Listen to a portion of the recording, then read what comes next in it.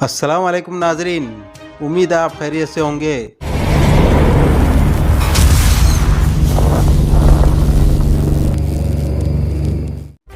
All India इमाम council जो पूरे मुल्क में आइम्मा की एक तंजीम है जो मुसलमानों की और तमाम दबे कुचले लोगों की मौजूदा हालात में रहनुमाई का काम कर रही है। आज हमारे साथ ऑल इंडिया इमाम काउंसिल के वाइस प्रेसिडेंट जनाब मुफ्ती अहरार साहब मौजूद हैं। हम उनसे मुल्क के मौजूदा हालात में बातचीत करेंगे।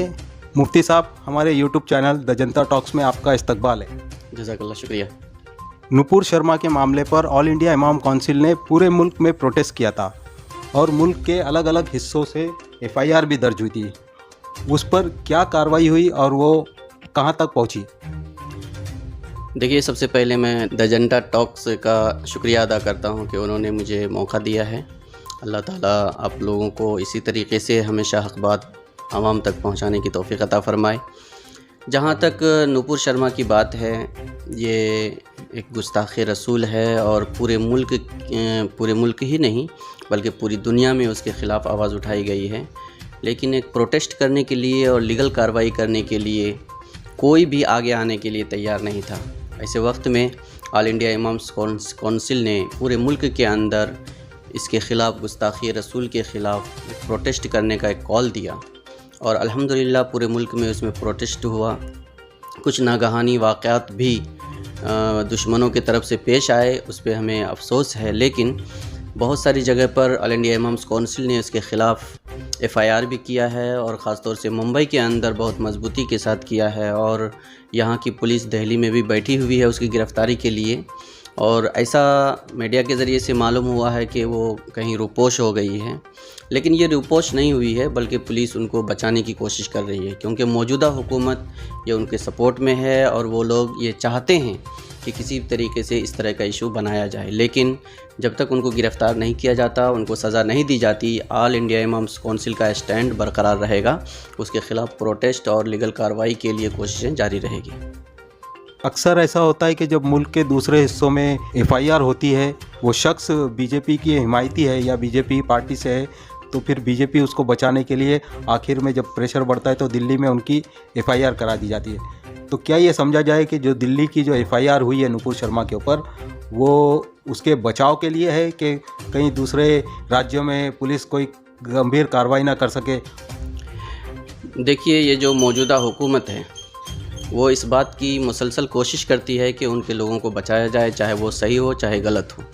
लेकिन इसी अमल ने BJP की साख्त को कमज़ोर भी किया है और पूरे मुल्क की आवाम, चाहे वो किसी भी मज़हब से ताल्लुक़ रखने वाले हों, उनको ये यकीन हो चुका है कि BJP सिर्फ़ RSS और संघ परिवार के काज के लिए काम कर रही है, वो मुल्क और आवाम के लिए काम नहीं कर रही है। और जितने भी नए नए कानून और बिल पास किए गए हैं, ये सब ये बताने के लिए काफ़ी है कि BJP RSS के लोगों को सेफ्टी देने के लिए और RSS के एजेंडे को आगे बढ़ाने के लिए काम कर रही है। तो हमें ये नहीं लगता है कि ये जो FIR कराया है या उसके ख़िलाफ़ जो जिन लोगों ने गुस्ताख़ी रसूल के ख़िलाफ़ आवाज़ उठाई है, इस आवाज़ के ख़िलाफ़ जो प्रोटेस्ट कराने का BJP ने कोशिश की है पूरे मुल्क के अंदर, लेकिन मुल्क जुल्म से नहीं चलेगा, ज़्यादा दिन तक आगे नहीं बढ़ेगा। अगर इंसाफ नहीं होगा तो यहाँ की आवाम उनसे ज़बरदस्ती इंसाफ ज़रूर कराएगी।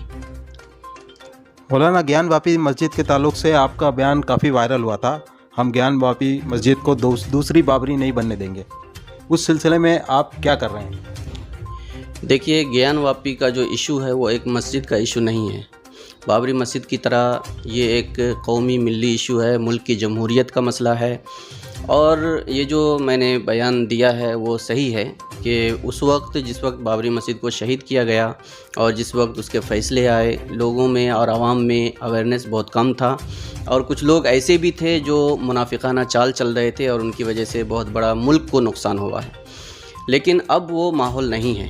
पहले RSS और संघ परिवार के लोग ये समझते थे कि हम कभी भी किसी को भी हथिया लेंगे और कोशिश करके उसको दबा लेंगे।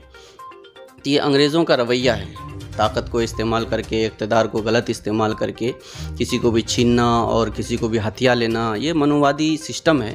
اور آپ کو معلوم ہوگا کہ آج سے 1000 سال پہلے جب منووادی سسٹم تھا، لوگوں کو بانٹ کر کے اور دوسروں کے سرمایے کو خود استعمال کرنے کا جو نظریہ تھا، غلام بنانے کا نظریہ، اسی نظریے کو یہ لوگ تجربہ کرنے کی کوشش کر رہے ہیں۔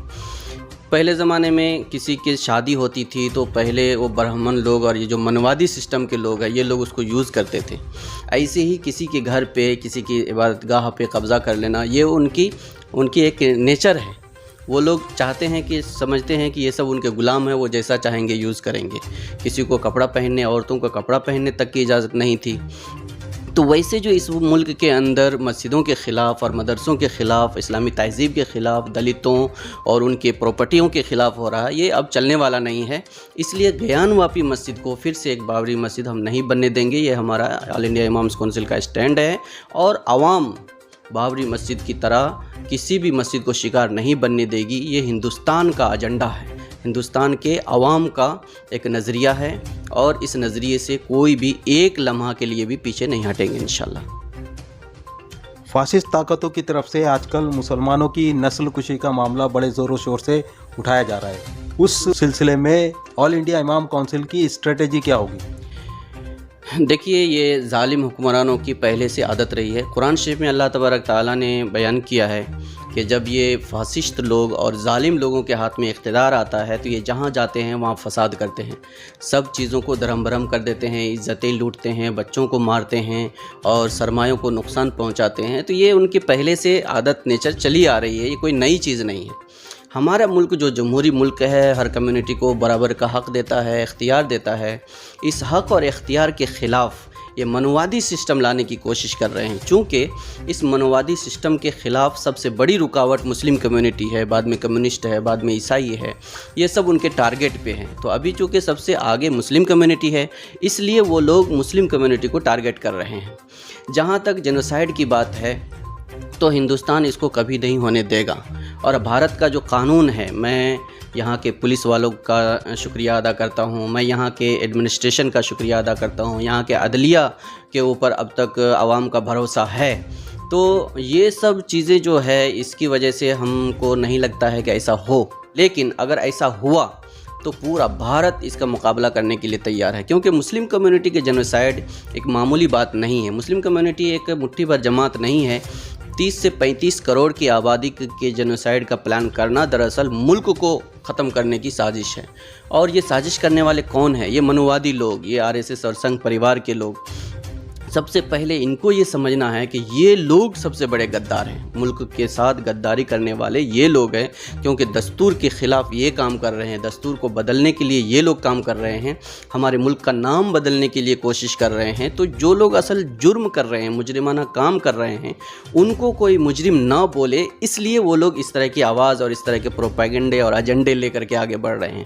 تو جینوسائیڈ کے تعلق سے ہم عوام میں بیداری پیدا کر رہے ہیں، اور ہم ہر سیکولر پارٹی کے ذمہ داران، مذہبی قائدین اور عوامی لیڈران سے گزارش کرتے ہیں کہ یہ جو ملک کے اندر خانہ جنگی کا ایک ماحول بنایا جا رہا ہے، اس خانہ جنگی کو روکا جائے، نہیں تو یہ ہمارے ملک کے مستقبل کے لیے بہت ہی خطرناک ہوگا، اور ہمارا ملک 100 سال سے زیادہ پیچھے چلا جائے گا۔ ملک کو اگر ترقی چاہیے تو ملک میں امن ہونا ضروری ہے، اور امن کے لیے انصاف قائم کرنا ضروری ہے۔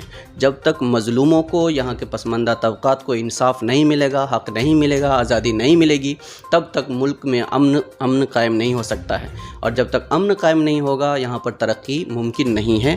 اس لیے جینوسائیڈ اس ملک کے خلاف ہے، اس ملک کے جمہوری سسٹم کو پورا ڈیمیج کرنے کا ایک پلان ہے، جس کو یہاں کا عوام کبھی برداشت نہیں کرے گی۔ اور ہم لوگ آل انڈیا امامز کونسل کی طرف سے یہ پورے ملک کے عوام سے کہنا چاہتے ہیں کہ اس کے خلاف سب لوگوں کو آگے آنا چاہیے۔ چونکہ آل انڈیا امام کونسل ملک میں ائمہ کی سب سے بڑی تنظیم ہے اور ملک کے ہر حصے میں کام کر رہی ہے، تو آپ موجودہ حالات میں مسلمانوں کو کیا پیغام دینا چاہتے ہیں؟ یہ صحیح ہے، اس وقت موجودہ حالات میں پورے ملک کے اندر کام کرنے والی سب سے مضبوط ترین اور سب سے عوامی تحریک آل انڈیا امامز کونسل ہے، جو ہر مسلک کے علماء اور ائمہ کو لے کر کے کام کر رہی ہے۔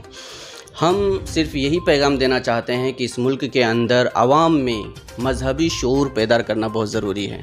دوسرا، ظلم کے خلاف کھڑا ہونا ضروری ہے۔ جب تک ہم مظلوموں کی حمایت میں کھڑے نہیں ہوتے، مظلوموں کا ساتھ نہیں دیتے، ان کو انصاف نہیں دلاتے اور ظالم کو جب تک نہیں روکیں گے، تب تک ہمارے ملک کے اندر امن و سکون قائم نہیں ہو سکتا ہے۔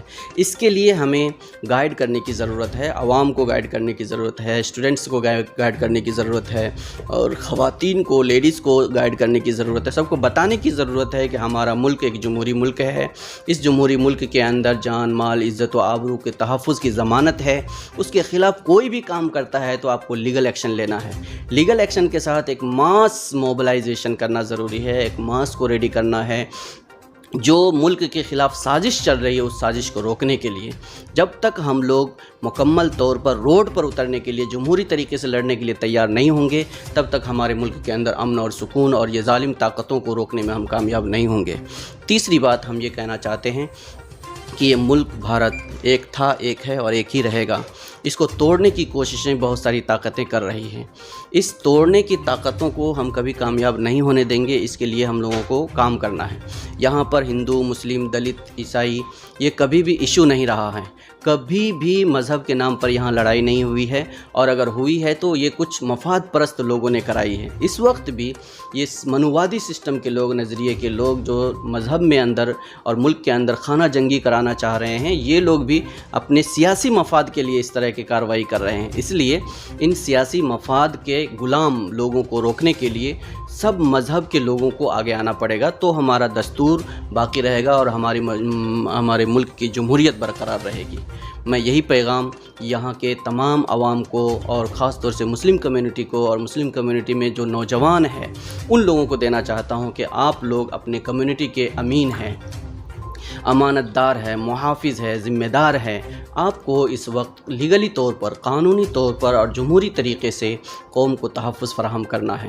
جب تک ہم لوگ اپنی کمیونٹی کو ایک خود اعتمادی نہیں دیتے، ان کے اندر ایک بھروسہ پیدا نہیں کرتے ہیں، تب تک ہم اپنی کمیونٹی کو آگے نہیں بڑھا سکتے ہیں اور ہمارا ملک آگے نہیں بڑھے گا۔ انشاءاللہ آپ حضرات نے بہت کوشش کیا ہے اور اس طرح کے پیغام پہنچا رہے ہیں۔ ہم آپ کے چینل سے امید رکھیں گے کہ آپ ان پیغاموں کو بھی آگے تک پہنچائیں گے انشاءاللہ۔ تو یہ تھے آل انڈیا امام کونسل کے وائس پریزیڈنٹ جناب مفتی احرار صاحب، جو ملک کے موجودہ حالات پر بڑی بے باکی سے اپنی رائے رکھتے ہیں۔ ہم سے بات کرنے کے لیے آپ کا بہت بہت شکریہ۔ شکریہ، جزاکم اللہ خیر۔ السلام علیکم ورحمۃ اللہ۔